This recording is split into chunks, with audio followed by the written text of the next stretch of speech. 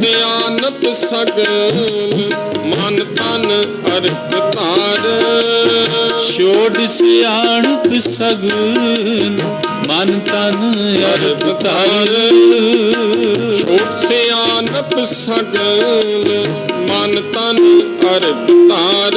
ਜੀ ਕੀ ਬਿਰਥਾ ਹੋਏ, ਜੀ ਕੀ ਬਿਰਥਾ ਹੋਏ। ਸੋ ਗੁਰ ਪੈ ਅਰਦਾਸ ਕਰ, ਗੁਰ ਪੈ ਅਰਦਾਸ ਕਰ। ਸੋ ਗੁਰ ਪੈ ਅਰਦਾਸ ਕਰ, ਗੁਰ ਪੈ ਅਰਦਾਸ ਕਰ। ਪੂਜੋ ਗੁਰ ਕੇ ਪੈਰ, ਦੁਰਮਤ ਜਾਏ ਜਰ।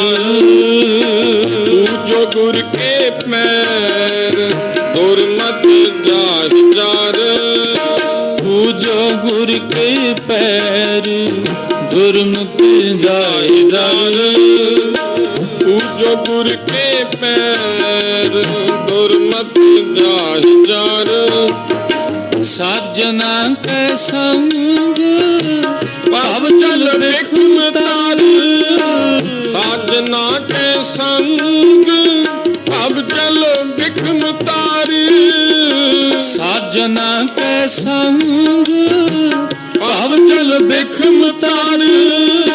ਸਾਜਨਾ ਕੇ ਸੰਗ ਅਬ ਚਲ ਬਿਖਮ ਤਾਰ। ਜੀ ਕੀ ਬਿਰਥਾ ਹੋਏ,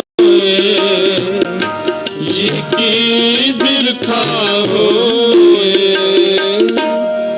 ਸੋ ਗੁਰ ਪੈ ਅਰਦਾਸ ਕਰ, ਗੁਰ ਪੈ ਅਰਦਾਸ ਕਰ। ਸੋ ਗੁਰ ਪੈ ਅਰਦਾਸ ਅਰਦਾਸ ਕਰ, ਗੁਰ ਪੈ ਅਰਦਾਸ ਕਰ। ਸੇਵਾ ਸਤਿਗੁਰ ਦੇਵ ਅਗੈ ਨਾ ਮਰਹੁ ਡਰ। ਸੇਵੋ ਸਤਿਗੁਰ ਦੇਵ ਅਗੈ ਨਾ ਮਰਹੁ ਡਰ। ਸੇਵਾ ਸਤਿਗੁਰ ਦੇਵ ਅਗੈ ਨਾ ਮਰਹੁ ਡਰ। ਸੇਵੋ ਸਤਿਗੁਰ ਦੇਵ ਅਗੈ ਨਾ ਮਰਹੁ ਡਰ। ਖਿਨ ਮੈਂ ਕਰੇ ਨਿਹਾਲ ਊੜੇ ਸੂਪਰ ਭਾਰ। ਮੈਂ ਕਰੇ ਨਿਹਾਲ ਊੜੇ ਸੂਪਰ ਭਾਰ। ਖਿਨ ਮੈਂ ਕਰੇ ਨਿਹਾਲ ਊੜੇ ਸੂਪਰ ਭਾਰ। ਖਿਨ ਮੈਂ ਕਰੇ ਨਿਹਾਲ ਊੜੇ ਸੂਪਰ ਭਾਰ। ਮਨ ਕੋ ਹੋਏ ਸੰਤੋਖ ਧਿਆਈਐ ਸਦਾ ਹਰਿ। ਮਨ ਕੋ ਹੋਏ ਸੰਤੋਖ ਧਿਆਈਐ ਸਦਾ ਹਰਿ। ਮਨ ਕੋ ਹੋਏ ਸੰਤੋਖ ਧਿਆਈਐ ਸਦਾ ਹਰਿ। ਮਨ ਕੋ ਹੋਏ ਸੰਤੋਖ ਧਿਆਈਐ ਸਦਾ ਹਰਿ। ਸੋ ਲਗਾ ਸਤਿਗੁਰ ਸੇਵ ਜਾ ਕੋ ਕਰਮ ਤੁਰ। ਲੱਗਾ ਸਤਿਗੁਰ ਸੇਵ ਜਾ ਕੋ ਕਰਮ ਤੁਰ। ਸੋ ਲਗਾ ਸਤਿਗੁਰ ਸੇਵ ਜਾ ਕੋ ਕਰਮ ਤੁਰ। ਸੋ ਲੱਗਾ ਸਤਿਗੁਰ ਸੇਵ ਜਾ ਕੋ ਕਰਮ ਤੁਰ। ਜੀ ਕੀ ਬਿਰਥਾ ਹੋਏ, ਜੀ ਕੀ ਬਿਰਥਾ ਹੋਏ। ਸੋ ਗੁਰ ਪੈ ਅਰਦਾਸ ਕਰ, ਗੁਰ ਪੈ ਅਰਦਾਸ ਕਰ। ਸੋ ਗੁਰ ਪੈ ਅਰਦਾਸ ਕਰ, ਗੁਰ ਪੈ ਅਰਦਾਸ ਕਰ। ਛੋਟ ਸਿਆਣਪ ਸਗਲ ਮਨ ਤਨ ਅਰਪ ਤਾਰ। ਛੋਟ ਸਿਆਣਪ ਸਗਲ ਮਨ ਤਨ ਅਰਪ ਤਾਰ। ਛੋਟ ਸਿਆਣਪ ਸਗਲ ਮਨ ਤਨ ਅਰਪ ਤਾਰ। ਛੋਟ ਸਿਆਣਪ ਸਗਲ ਮਨ ਤਨ ਅਰਪ ਤਾਰ। ਜੀ ਕੀ ਬਿਰਥਾ ਹੋਏ, ਜੀ ਕੀ ਬਿਰਥਾ ਹੋਏ। ਸੋ ਗੁਰ ਪੈ ਅਰਦਾਸ ਕਰ, ਗੁਰ ਪੈ ਅਰਦਾਸ ਕਰ, ਸੋ ਗੁਰ ਪੈ ਅਰਦਾਸ ਕਰ, ਗੁਰ ਪੈ ਅਰਦਾਸ ਕਰ, ਸੋ ਗੁਰ ਪੈ ਅਰਦਾਸ ਕਰ, ਗੁਰ ਪੈ ਅਰਦਾਸ ਕਰ, ਗੁਰ ਪੈ ਅਰਦਾਸ ਕਰ, ਗੁਰ ਪੈ ਅਰਦਾਸ ਕਰ। ਵਾਹਿਗੁਰੂ। ਤੇਗ ਬਹਾਦਰ ਸਿਮਰੈ, ਕਰ ਨਾਨਕ ਆਵੈ ਤਾਏ, ਸਭ ਥਾਈ ਹੋਏ ਸਹਾਏ, ਸਭ ਥਾਈ ਹੋਏ ਸਹਾਏ। ਤੇਗ ਬਹਾਦਰ ਸਿਮਰਿਆ, ਕਰ ਨਾਨਕ ਆਵੈ ਤਾਏ, ਸਭ ਥਾਈ ਹੋਏ ਸਹਾਏ, ਸਭ ਥਾਈ ਹੋਏ ਸਹਾਏ, ਸਭ ਥਾਈ ਹੋਏ ਸਹਾਏ, ਸਭ ਥਾਈ ਹੋਏ ਸਹਾਏ, ਸਭ ਥਾਈ ਹੋਏ ਸਹਾਏ, ਸਭ ਥਾਈ ਹੋਏ ਸਹਾਏ। ਤੇਗ ਬਹਾਦਰ ਸਿਮਰਿਆ, ਹਰ ਨਾਨਕ ਆਵੈ ਤਾਏ, ਸਭ ਥਾਈ ਹੋਏ ਸਹਾਏ, ਸਭ ਥਾਈ ਹੋਏ ਸਹਾਏ। ਪ੍ਰਥਮ ਪੁੰਗਾਤੀ ਸਿਮਰ ਕੈ, ਗੁਰੂ ਨਾਨਕ ਲਈ ਤੇ ਆਏ। ਅੰਗਤ ਗੁਰ ਤੇ ਅਮਰਦਾਸ, ਰਾਮਦਾਸ ਹੋਈ ਸਹਾਏ। ਅਰਜਨ ਹਰ ਗੋਬਿੰਦ ਨੂੰ, ਸਿਮਰੋ ਸ੍ਰੀ ਹਰਿ ਰਾਏ। ਸ੍ਰੀ ਹਰਿ ਕ੍ਰਿਸ਼ਨ ਤੇ ਆਈਐ, ਜਿਸ ਡਿਠੇ ਸਭ ਦੁਖ ਜਾਏ। ਜਿਸ ਡਿਠੇ ਸਭ ਦੁਖ ਜਾਏ, ਜਿਸ ਡਿਠੇ ਸਭ ਦੁਖ ਜਾਏ।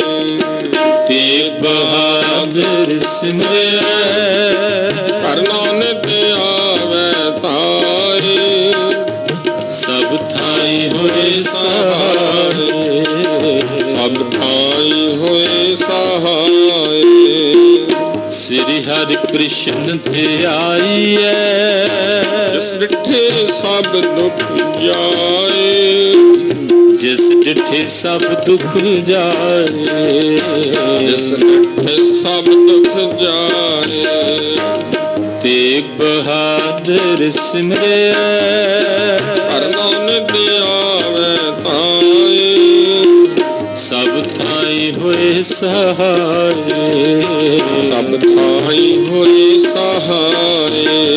ਸਭ ਥਾਈ ਹੋਏ ਸਹਾਏ, ਸਭ ਥਾਈ ਹੋਏ ਸਹਾਏ, ਸਭ ਥਾਈ ਹੋਏ ਸਹਾਏ, ਸਭ ਥਾਈ ਹੋਏ ਸਹਾਏ। ਸਭ ਥਾਈ ਹੋਏ ਸਹਾਏ, ਸਭ ਥਾਈ ਹੋਏ ਸਹਾਏ।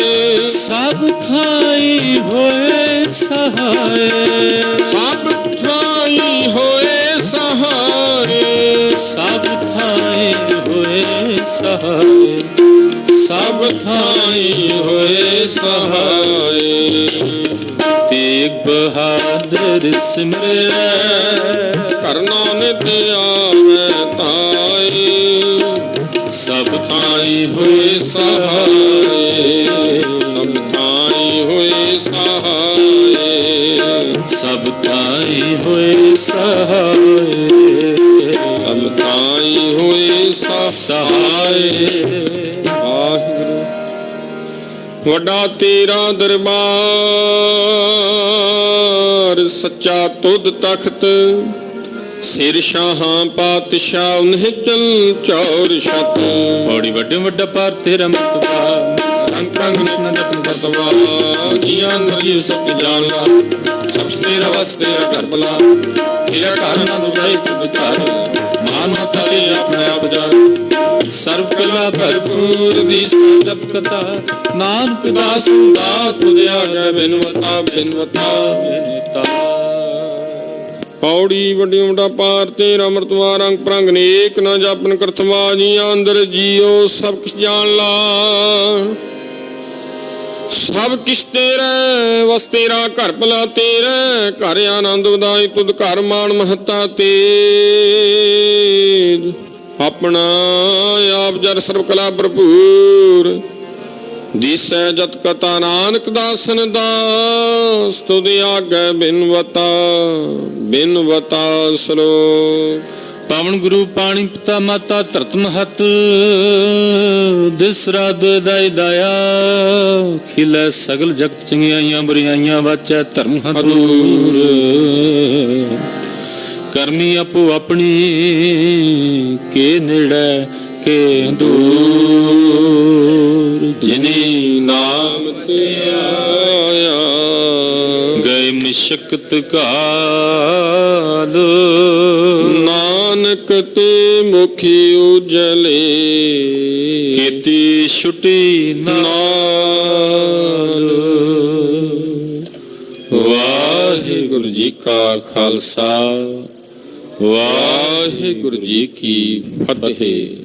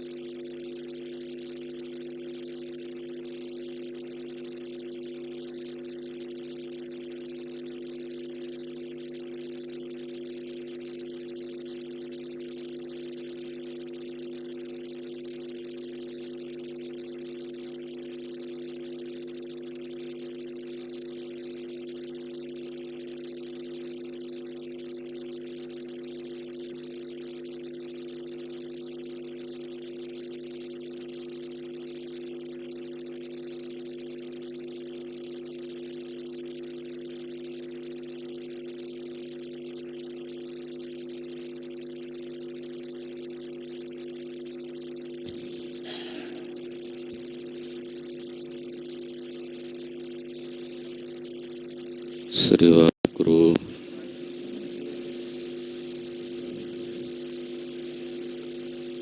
ਗੁਰੂ ਨਾਨਕ ਪਾਦ ਪਾਦ ਸਿਮਰੋ ਅੰਗਦ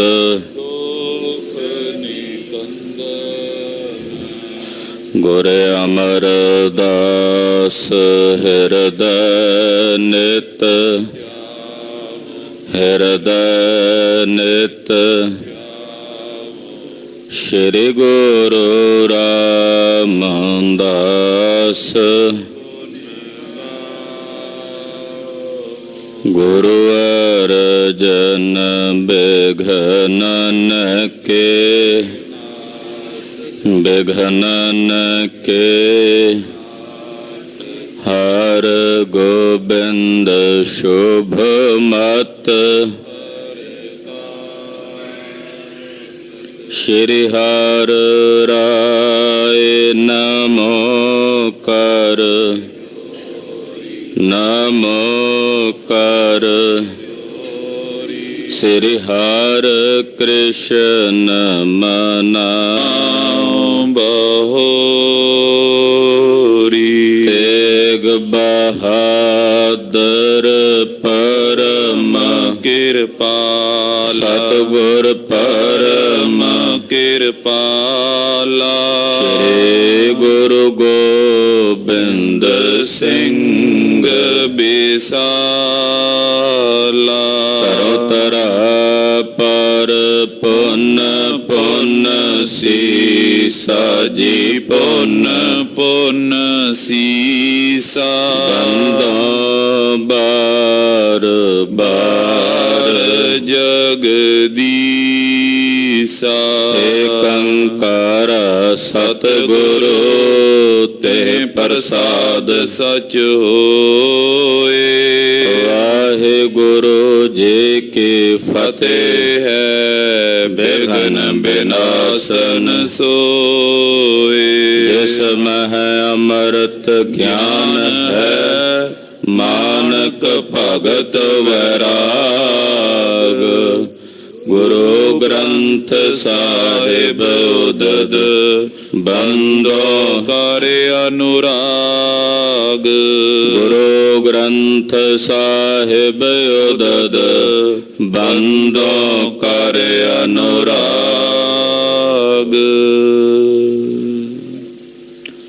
ਸਤਨਾਮ ਸ੍ਰੀ ਵਾਹਿਗੁਰੂ ਸਾਹਿਬ ਜੀਓ। ਚੌਪਈ ਸੋ ਉਪਚਾਰ ਕਰੇ ਜੇ ਕੋ, ਨਿਜ ਰੁਜ ਖੋਏ ਬੈਦ ਪਲ ਸੋ। ਜਨਮ ਮਰਨ ਤੇ ਮੁਕਤਾ ਹੋਈ, ਬਹੁਰ ਨਾ ਰੋਗ ਵਿਆਪੈ ਕੋਈ। ਵਾਹਿਗੁਰੂ ਜੀ ਕਾ ਖਾਲਸਾ, ਵਾਹਿਗੁਰੂ ਜੀ ਕੀ ਫਤਿਹ। परम सत्कार योग सम्मान योग गुरु की साजी और नवाजी हुई। गुरु का खास रूप गुरु खालसा साध संगत जियो। वड्या भागा वाले हो कि नेता प्रति जगत गुरु श्री गुरु ग्रंथ साहब जी के चरणों में हाजरियां भर के अपने जीवन का कुछ कीमती समा गुरु लेखे ला के सफला कर दे। गुरु घर दे अमर ते अनोखे शहीद अमर शहीद शहीद बाबा दीप सिंह जी। अज बाबा दीप सिंह जी का शहीदी दिहाड़ा है। अज दे दिन श्री अमृतसर साहब की बेअदबी करने वाले जरवाणियां नूं सोधदिआं दुश्मन दल का एक सूरमा सी अमान खान, ਉਹਦੇ ਨਾਲ ਆਮੋ सामने वार होए।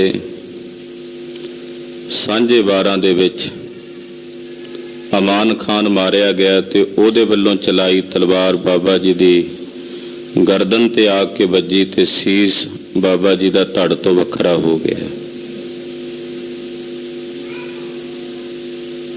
लागे खड़े सिंह ने बेनती की, बाबा जी तुसीं बचन कीता सी कि दरबार साहब गुरु रामदास साहब के चरणों च सीस भेंट करना है, ते इत्थों तां हाले लम्मा पैंदा है। वो सीस अपनी तली ते धर के बाबा दीप सिंह साहब जी ने खंडा फेरना शुरू किया। दुश्मन दंग सी, हैरान सी कि तां मरण तो बाद भी लड़ते ने। शहीदां दी मिसल जिस दे जथेदार बाबा दीप सिंह साहब सन और उत्थे दमदमी टकसाल दे पहले मुखी भी सन। दरबार साहब पुजे, वैरियां विच भाजड़ां पै गईयां। दरबार साहब की परिक्रमा विच पहुँच के गुरु रामदास साहब के चरणों च अपना सीस भेंट करके बाबा दीप सिंह जी ने अपना शरीर शांत किया। उन्हां दे नाल शहीद होए सिंघां दे शरीर और बाबा जी का पावन शरीर गुरुद्वारा शहीदां साहब विखे उस वेले समुचे सिंघां ने एकत्र होकर अंतिम संस्कार किया, जिथे अजकल बाबा जी की याद बनी हुई है। दरबार साहब की परिक्रमा विच भी बाबा जी की यादगार कायम है। इहो जे महान शहीद बाबा दीप सिंह साहब जी की शहादत नूं कोटि कोटि प्रणाम ते नमस्कार है। उन्हां नाल होर समूह सिंह जिन्हां ने शहीदियां दे जाम प्राप्त किए, समस्त शहीदां नूं नमस्कार है, प्रणाम है। ਲੜੀਵਾਰ ਕਥਾ ਸਤਿਗੁਰੂ ਗੁਰੂ ਨਾਨਕ ਸਾਹਿਬ ਜੀ ਦੇ ਪਵਿੱਤਰ ਇਤਿਹਾਸ ਦੀ ਆਪ ਜੀ ਸਰਵਣ ਕਰ ਰਹੇ ਹੋ। ਵੈਦ ਨੂੰ ਉਪਦੇਸ਼ ਦੇ ਰਹੇ ਨੇ। ਵੈਦ ਹਰਿਦਾਸ ਸਤਿਗੁਰਾਂ ਦੀ ਨਾੜੀ ਦੀ ਪ੍ਰੀਖਿਆ ਕਰਦਾ ਹੈ। ਪਾਤਸ਼ਾਹ ਕਹਿੰਦੇ ਕੀ ਕਰਦਾ ਹੈ? ਕਹਿੰਦਾ ਜੀ ਵੇਖਦਾ ਕਿ ਵਾਤ, ਕਫ ਕਿ ਪਿੱਤ, ਇਹਨਾਂ ਤਰਦੋਸ਼ਾਂ ਵਿੱਚੋਂ ਕਿਹੜਾ ਦੋਸ਼ ਹੈ ਸਰੀਰ 'ਚ। ਇੱਕ ਚੌਥਾ ਹੈ ਸ਼੍ਰੋਣਤ, ਕਿ ਸਰੀਰ ਵਿੱਚ ਕਿਤੇ ਖੂਨ ਦਾ ਵਿਗਾੜ ਤਾਂ ਨਹੀਂ। ਪਰਖ ਕੇ ਫਿਰ ਮੈਂ ਉਹਦਾ ਇਲਾਜ ਕਰਾਂਗਾ। ਜਗਤ ਗੁਰੂ ਬਾਬਾ ਜੀ ਕਹਿੰਦੇ ਵੈਦ ਜੀ, ਸਿਆਣਾ ਵੈਦ ਪਹਿਲਾਂ ਆਪਣੇ ਰੋਗ ਦੀ ਨਿਵਰਤੀ ਕਰਦਾ ਹੁੰਦਾ ਹੈ। ਪਹਿਲਾਂ ਆਪਣੇ ਰੋਗ ਦੂਰ ਕੀਤੇ ਨੇ ਜਿਹੜੇ ਦੂਸਰਿਆਂ ਦੇ ਰੋਗ ਦੀ ਨਿਵਰਤੀ ਲਈ ਆਏ ਹੋ। ਹੈਰਾਨ ਹੋਇਆ।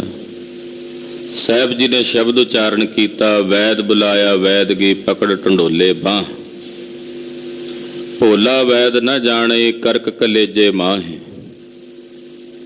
ਇਹ ਪਾਵਨ ਉਪਦੇਸ਼ ਸਤਿਗੁਰੂ ਜੀ ਨੇ ਬਖਸ਼ਿਸ਼ ਕੀਤਾ। ਆਓ ਮਨ ਬਿਰਤੀਆਂ ਇਕਾਗਰ ਕਰਕੇ ਸਤਿਗੁਰੂ ਗੁਰੂ ਨਾਨਕ ਸਾਹਿਬ ਜੀ ਜੋ ਵੈਦ ਪ੍ਰਤੀ ਉਪਦੇਸ਼ ਦੇ ਰਹੇ ਨੇ, ਉਪਦੇਸ਼ ਸਾਡੇ ਸਾਰਿਆਂ ਲਈ ਸਾਂਝਾ ਹੈ। ਇਹ ਰੋਗ ਸਾਨੂੰ ਵੀ ਸਾਰਿਆਂ ਨੂੰ ਲੱਗੇ ਹੋਏ ਨੇ। ਉਹ ਕਿਹੜੇ ਰੋਗ ਨੇ ਤੇ ਉਹਨਾਂ ਰੋਗਾਂ ਦਾ ਇਲਾਜ ਕੀ ਹੈ, ਉਹ ਸਤਿਗੁਰੂ ਜੀ ਨਾਲ ਨਾਲ ਦੱਸ ਰਹੇ ਨੇ। ਸਿਆਣਾ ਵੈਦ ਉਹ ਹੁੰਦਾ ਹੈ ਜਿਹੜਾ ਰੋਗ ਦੀ ਪਛਾਣ ਕਰਕੇ ਨਾਲ ਉਹਦੀ ਦਵਾਈ ਕਰੇ। ਆਓ ਹਾਜ਼ਰੀਆਂ ਲਵਾਓ ਸਤਿਗੁਰੂ ਗੁਰੂ ਨਾਨਕ ਪਾਤਸ਼ਾਹ ਦੇ ਚਰਨਾਂ ਵਿੱਚ। ਇਕਾਗਰਤਾ ਬਣਾਉਣ ਨਿਮਿਤ ਆਪਣੀ ਰਸਨਾ ਨੂੰ ਪਵਿੱਤਰ ਕਰਦੇ ਆਖੋ ਜੀ ਸਤਨਾਮ ਸ੍ਰੀ ਵਾਹਿਗੁਰੂ ਸਾਹਿਬ ਜੀ। ਸਤਨਾਮ ਸ੍ਰੀ ਵਾਹਿਗੁਰੂ ਸਾਹਿਬ ਜੀ। ਚੌਪਈ ਸੋ ਉਪਚਾਰ ਕਰੇ ਜੇ ਕੋ। ਮਹਾਰਾਜ ਜੀ ਕਹਿੰਦੇ ਭਾਈ ਜਿਹੜੇ ਅੰਦਰ ਹਉਮੈ ਦੇ ਰੋਗ ਲੱਗੇ ਹੋਏ ਨੇ, ਉਸ ਰੋਗ ਦੇ ਉਪਚਾਰ ਨੂੰ ਜੇ ਕੋਈ ਕਰੇ, ਨਿਜ ਰੁਜ ਖੋਏ ਬੈਦ ਪਲ ਸੋ। ਜਿਹੜਾ ਪਹਿਲਾਂ ਆਪਣੇ ਅੰਦਰ ਦੇ ਰੋਗਾਂ ਦੀ ਨਿਵਰਤੀ ਕਰ ਦੇਵੇ, ਆਪਣੇ ਅੰਦਰ ਦੀਆਂ ਬਿਮਾਰੀਆਂ ਨੂੰ ਠੀਕ ਕਰ ਲਵੇ। ਮਹਾਰਾਜ ਜੀ ਕਹਿੰਦੇ ਵੈਦ ਜੀ ਉਹੀ ਅਸਲ ਵਿੱਚ ਸ੍ਰੇਸ਼ਟ ਵੈਦ ਹੁੰਦਾ ਹੈ। ਇੱਕ ਚੰਗਾ ਵੈਦ ਉਹ ਹੈ ਜਿਹੜਾ ਆਪਣੇ ਅੰਦਰ ਦੇ ਰੋਗਾਂ ਨੂੰ ਨਿਵਾਰ ਲਵੇ। ਜਨਮ ਮਰਨ ਤੇ ਮੁਕਤਾ ਹੋਈ। ਜਿਹੜਾ ਆਪਣੇ ਅੰਦਰ ਦੇ ਰੋਗਾਂ ਨੂੰ ਨਿਵਾਰ ਲੈਂਦਾ ਉਹ ਵੈਦ ਜਨਮ ਤੇ ਮਰਨ ਦਾ ਜਿਹੜਾ ਸਭ ਤੋਂ ਵੱਡਾ ਦੁੱਖ ਹੈ, ਜਨਮ ਤੇ ਮਰਨ ਦੇ ਦੁੱਖ ਤੋਂ ਮੁਕਤ ਹੋ ਜਾਂਦਾ। ਸਭ ਤੋਂ ਵੱਡਾ ਦੁੱਖ ਜਨਮ ਤੇ ਮਰਨ ਦਾ ਹੀ ਦੁੱਖ ਹੈ ਖਾਲਸਾ ਜੀ। ਇਸੇ ਕਰਕੇ ਮਹਾਂਪੁਰਸ਼ਾਂ ਭਗਤਾਂ ਗੁਰੂ ਚਰਨਾਂ 'ਚ ਬੇਨਤੀ ਕਰਕੇ ਮੰਗ ਮੰਗੀ ਹੈ, ਮਹਾਰਾਜ ਸਾਡਾ ਜਨਮ ਤੇ ਮਰਨ ਨਿਵਾਰ ਦਿਓ। ਮਹਾਰਾਜ ਜੀ ਕਹਿੰਦੇ ਸਿਆਣਾ ਵੈਦ ਆਪਣੇ ਜਨਮ ਤੇ ਮਰਨ ਦੇ ਦੁੱਖ ਨੂੰ ਨਿਵਾਰ ਲੈਂਦਾ ਹੈ। ਬਹੁਰ ਨਾ ਰੋਗ ਬਿਆਪੇ ਕੋਈ। ਉਹਨੂੰ ਫਿਰ ਮੁੜ ਕੇ ਕਦੇ ਕਿਸੇ ਵੀ ਪ੍ਰਕਾਰ ਦਾ ਕੋਈ ਰੋਗ ਨਹੀਂ ਵਿਆਪਦਾ। ਰੁਜ ਪਰਖਨ ਪੁਨ ਤਿਨ ਕੋ ਹਰਨੇ। ਕਹਿੰਦੇ ਦੋ ਪ੍ਰਕਿਰਿਆਵਾਂ ਨੇ। ਪਹਿਲਾਂ ਵੈਦ ਕੀ ਕਰਦਾ? ਪਹਿਲਾਂ ਰੋਗ ਦੀ ਪਰਖ ਕਰਦਾ ਵੀ ਅਸਲ ਵਿੱਚ ਬਿਮਾਰੀ ਹੈ ਕੀ,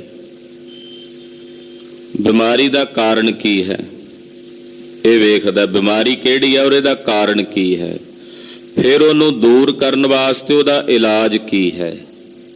ਇਹ ਕਹਿੰਦੇ ਦੋ ਪ੍ਰਕਿਰਿਆਵਾਂ ਨੇ। ਸਿਆਣਾ ਵੈਦ ਇਹ ਹੈ ਜਿਹੜਾ ਪਹਿਲਾਂ ਰੋਗ ਦੀ ਪਰਖ ਕਰੇ ਫਿਰ ਉਹਦਾ ਇਲਾਜ ਕਰੇ। ਸੁਨਿਓ ਚੈਤ ਹੋ ਮਨ ਦ੍ਰਿੜ ਕਰਨੇ। ਜੇ ਸੁਣਨਾ ਚਾਹੁੰਦੇ ਹੋ ਮਨ ਨੂੰ ਦ੍ਰਿੜ ਕਰਕੇ ਤਾਂ ਸੁਣੋ।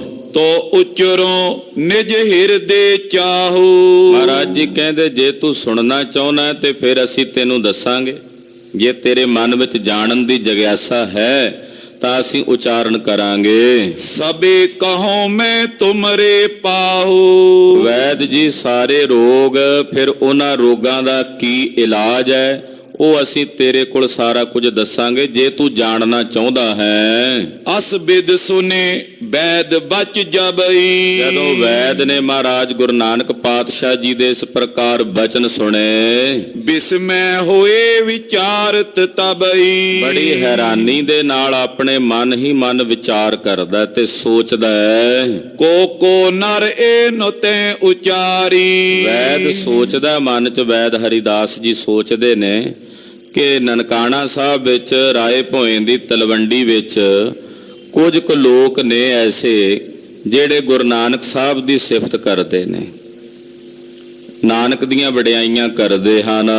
ਸੁਨਤ ਹੋ ਤੋ ਅਬ ਨੈਣ ਨਿਹਾਰੀ। ਮੈਂ ਇਹਨਾਂ ਦੀ ਵਡਿਆਈ ਕੁਝ ਕੁ ਲੋਕਾਂ ਕੋਲੋਂ ਸੁਣੀ ਹੈ, ਅੱਜ ਪਹਿਲੀ ਵਾਰ ਆਪਣੇ ਨੇਤਰਾਂ ਨਾਲ ਦਰਸ਼ਨ ਕਰਕੇ ਵੇਖ ਰਿਹਾ ਵੀ ਵਾਕਈ ਜਿਹੜੀ ਵਡਿਆਈ ਲੋਕ ਇਹਨਾਂ ਦੀ ਕਰਦੇ ਨੇ ਇਹ ਉਸ ਵਡਿਆਈ ਦੇ ਯੋਗ ਹਨ। ਕਲਾਵਾਨ ਏ ਸਤ ਅਵਤਾਰਾ। ਇਹ ਵਾਕਈ ਕੋਈ ਕਲਾਵਾਨ ਪੁਰਸ਼ ਨੇ ਤੇ ਸੱਚ ਦਾ ਅਵਤਾਰ ਹਨ। ਬੂਝ ਲਿਓ ਮੈਂ ਹੋਏ ਨਿਸਤਾਰਾ। ਮੈਂ ਇਹਨਾਂ ਦੇ ਪਾਸੋਂ ਪੁੱਛ ਲਵਾਂ ਤੇ ਮੇਰਾ ਵੀ ਪਾਰ ਉਤਾਰਾ ਹੋ ਜਾਵੇ। ਮੈਂ ਇਹਨਾਂ ਨੂੰ ਪੁੱਛ ਲਵਾਂ ਕਿ ਰੋਗ ਕਿਹੜੇ ਨੇ ਸਾਡੇ ਅੰਦਰ, ਉਹਨਾਂ ਦਾ ਇਲਾਜ ਕੀ ਹੈ, ਇਹਨਾਂ ਕੋਲੋਂ ਪੁੱਛ ਕੇ ਆਪਣੇ ਹਿਰਦੇ 'ਚ ਧਾਰਨ ਕਰ ਲਵਾਂ ਤੇ ਮੇਰਾ ਵੀ ਪਾਰ ਉਤਾਰਾ ਹੋ ਜਾਵੇ। ਅਸ ਵਿਚਾਰ ਕਰ ਵੈਦ ਸਿਆਣਾ। ਇਸ ਤਰ੍ਹਾਂ ਦੀ ਵਿਚਾਰ ਕਰਕੇ ਸਿਆਣਾ ਵੈਦ ਹਰੀਦਾਸ ਹਾਥ ਬੰਦ ਹਾਥ ਦੋ ਬਚਨ ਬਖਾਨਾ। ਦੋਵੇਂ ਹੱਥ ਜੋੜ ਕੇ ਸਤਿਗੁਰੂ ਗੁਰੂ ਨਾਨਕ ਸਾਹਿਬ ਸੱਚੇ ਪਾਤਸ਼ਾਹ ਜੀ ਮਹਾਰਾਜ ਜੀ ਨੂੰ ਬੇਨਤੀ ਕਰਕੇ ਕਹਿਣ ਲੱਗਾ, ਤੁਮਰੇ ਬਚਨ ਸੁਨਨ ਅਭਿਲਾਖਾ। ਏ ਗਰੀਬ ਨਵਾਜ ਸਾਹਿਬ ਜੀ, ਤੁਹਾਡੇ ਬਚਨ ਸੁਣਨ ਦੀ ਮੇਰੇ ਮਨ ਵਿੱਚ ਅਭਿਲਾਖਾ ਹੈ। ਮੇਰੀ ਇੱਛਾ ਹੈ ਕਿ ਮੈਂ ਤੁਹਾਡੇ ਅੰਮ੍ਰਿਤ ਬਚਨ ਸੁਣਾ। ਹੁਣ ਤਾਈਂ ਜਿਹੜੇ ਬਚਨ ਆਪ ਜੀ ਨੇ ਬੋਲੇ ਹਨ, ਉਹਨਾਂ ਬਚਨਾਂ ਨੂੰ ਸੁਣ ਕੇ ਮੇਰੇ ਤਪਦੇ ਹੋਏ ਹਿਰਦੇ ਨੂੰ ਸਕੂਨ ਮਿਲਿਆ, ਸ਼ਾਂਤੀ ਮਿਲੀ ਹੈ। ਮਹਾਰਾਜ, ਮੇਰਾ ਮਨ ਹੈ ਕਿ ਮੈਂ ਤੁਹਾਡੇ ਹੋਰ ਅੰਮ੍ਰਿਤ ਬਚਨ ਸਰਵਣ ਕਰਾਂ। ਵਦੀ ਮੋਏ ਮਨ ਜਿਉ ਤਰੁ ਸ਼ਾਖਾ। ਜਿਵੇਂ ਕਿਸੇ ਦਰਖਤ ਦੀ ਟਹਿਣੀ ਨਹੀਂ ਵੱਧਦੀ ਚਲੀ ਜਾਂਦੀ, ਲਗਰ ਵੱਧਦੀ ਚਲੀ ਜਾਂਦੀ ਹੈ, ਏਦਾਂ ਮੇਰੇ ਮਨ ਵਿੱਚ ਵੀ ਇੱਛਾ ਵੱਧ ਰਹੀ ਹੈ। ਜਿਵੇਂ ਜਿਵੇਂ ਤੁਸੀਂ ਬੋਲ ਰਹੇ ਹੋ, ਤੁਹਾਡੇ ਬਚਨ ਸੁਣ ਕੇ ਹੋਰ ਸੁਣਨ ਦੀ ਤਾਂਘ ਪੈਦਾ ਹੋ ਰਹੀ ਹੈ। ਕਰੁਣਾ ਕਰ ਜੋ ਸਭ ਬਿਰਤਾਂਤਾ।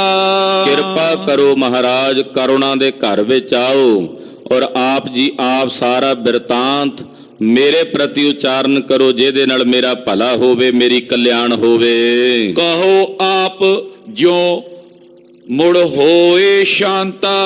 ਮਹਾਰਾਜ ਜੀ, ਆਪ ਜੀ ਕਹੋ ਐਸੇ ਅੰਮ੍ਰਿਤ ਬਚਨ ਜਿਨ੍ਹਾਂ ਨੂੰ ਸੁਣ ਕੇ ਮੇਰਾ ਹਿਰਦਾ ਸ਼ਾਂਤ ਹੋਵੇ। ਕਮਲ ਬਦਨ ਕਰੁਣਾ ਗੁਣ ਮੰਦਿਰ। ਕਮਲ ਜੈਸੇ ਸੁੰਦਰ ਮੁਖੜੇ ਵਾਲੇ ਮੇਰਾਂ ਦੇ ਸਾਈਂ ਜਗਤ ਗੁਰੂ ਧੰਨ ਗੁਰੂ ਨਾਨਕ ਦੇਵ ਸਾਹਿਬ ਜੀ। ਬੋਲੇ ਬਚਨ ਮ੍ਰਿਦੁਲ ਬਰ ਸੁੰਦਰ। ਬੋਲੇ ਹਨ ਬੜੇ ਮਿਰਧੁਲ ਕੋਮਲ ਅੰਮ੍ਰਿਤਮਈ ਬੋਲ ਸਤਿਗੁਰੂ ਸੱਚੇ ਪਾਤਸ਼ਾਹ ਜੀ ਬੋਲੇ ਹਨ। ਤਨ ਹੋ ਮੈਂ ਮਮਤਾ ਜੋ ਕਨੇਰੀ। ਮਹਾਰਾਜ ਜੀ ਕਹਿਣ ਲੱਗੇ, ਵੈਦ ਹਰੀਦਾਸ ਜੀ ਸੁਣੋ, ਸਭ ਤੋਂ ਪਹਿਲਾ ਰੋਗ ਇਹਨੂੰ ਪਛਾਣੋ। ਕਿਹੜਾ? ਆਪਣੇ ਸਰੀਰ ਦੀ ਹੰਗਤਾ ਤੇ ਮਮਤਾ ਦੀ ਬਿਰਤੀ, ਜਿਸ ਨੂੰ ਤਨ ਹੰਤਾ ਕਹਿੰਦੇ ਆ।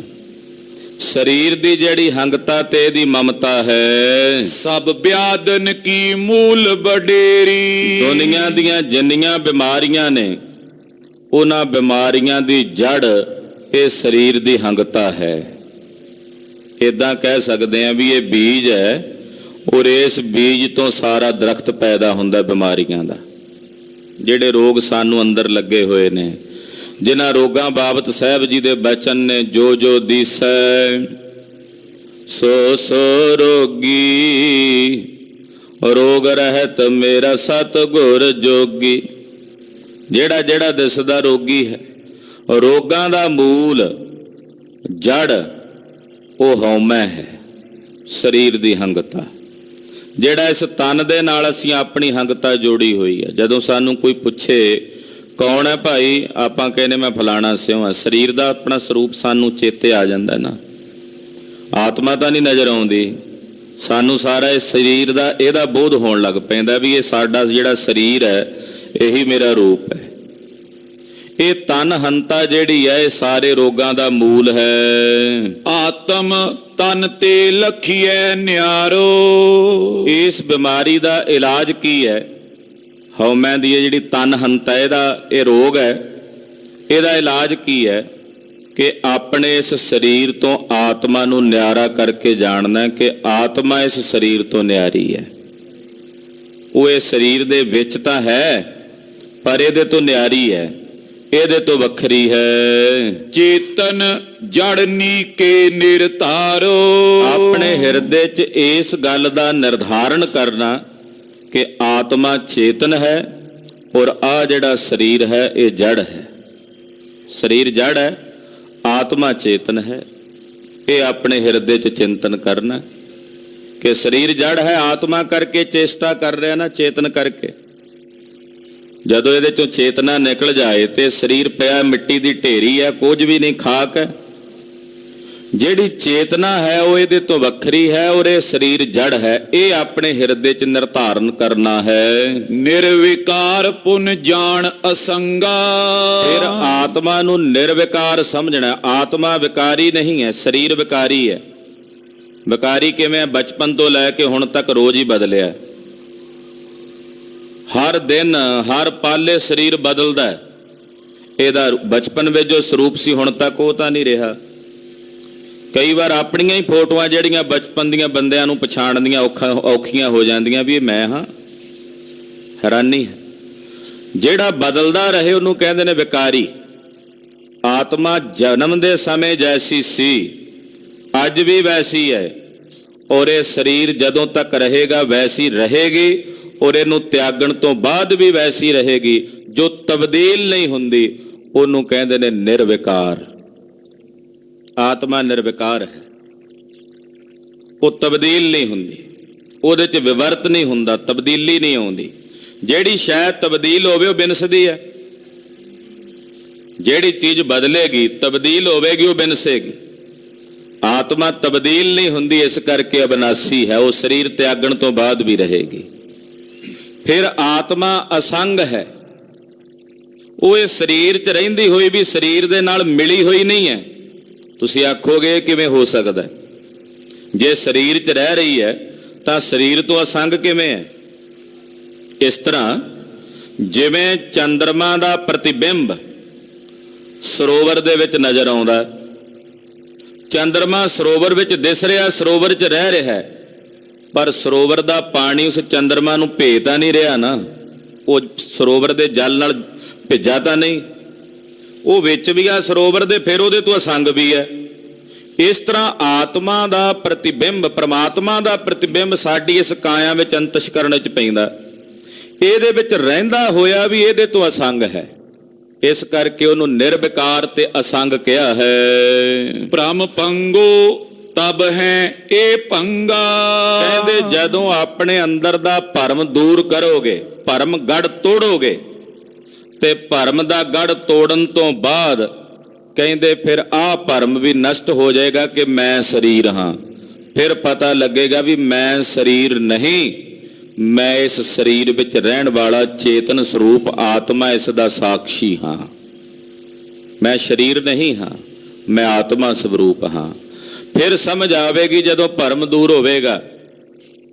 ਮਨ ਤੂੰ ਜੋਤ ਸਰੂਪ ਹੈ, ਆਪਣਾ ਮੂਲ ਪਛਾਣ। ਫਿਰ ਪਤਾ ਲੱਗੇਗਾ ਵੀ ਮੈਂ ਆਤਮਾ ਸਰੂਪ ਹਾਂ, ਜੋਤ ਸਰੂਪ ਹਾਂ। ਪਰ ਗੁਣ ਪਰ ਧਨ ਪਰਨ ਪ੍ਰਸ਼ੰਸਾ। ਫਿਰ ਇੱਕ ਹੋਰ ਰੋਗ ਹੈ। ਇਹ ਤਾਂ ਹੋ ਗਿਆ ਵੀ ਸਰੀਰ ਦੀ ਹੰਤਾ ਦਾ ਜਿਹੜਾ ਰੋਗ ਹੈ ਉਹ ਇਦਾਂ ਦੂਰ ਹੋਵੇਗਾ। ਹੁਣ ਦੂਸਰਾ ਰੋਗ ਕਿਹੜਾ?